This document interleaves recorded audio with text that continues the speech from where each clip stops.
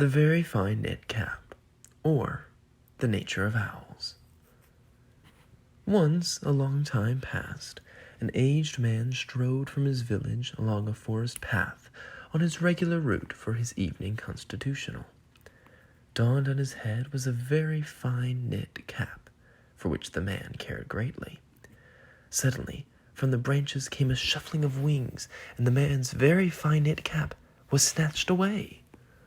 The startled old man looked into the branches, only to see an owl perched on one, holding the hat in his talons.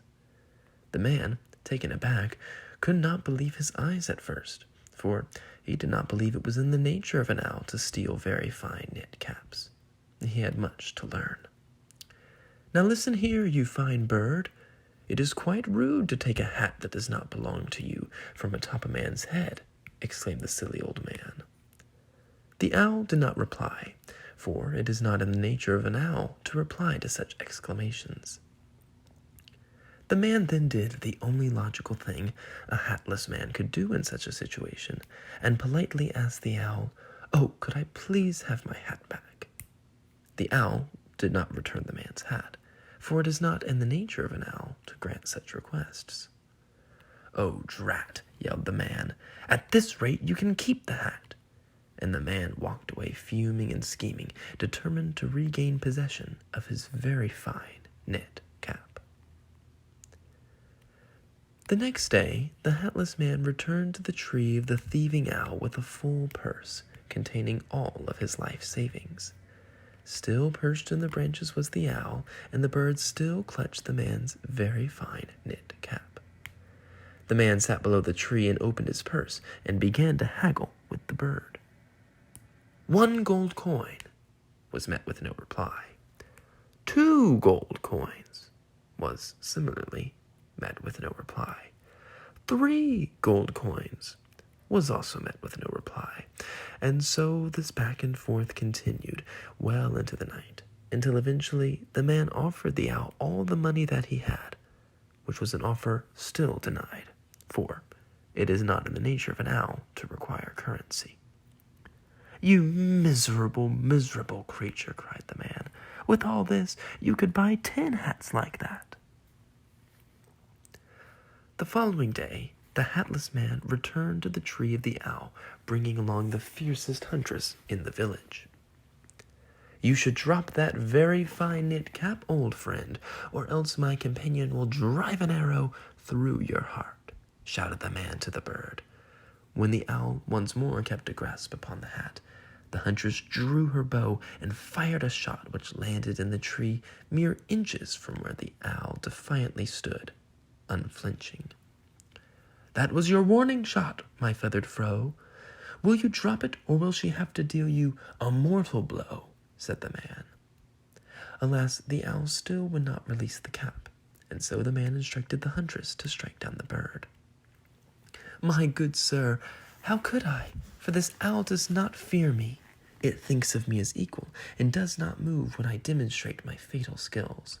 To destroy an enemy that does not fight back or evade is not at all sporting, and simply cannot be done," replied the huntress, who then bowed to the owl, acknowledging its bravery, before striding back to the village.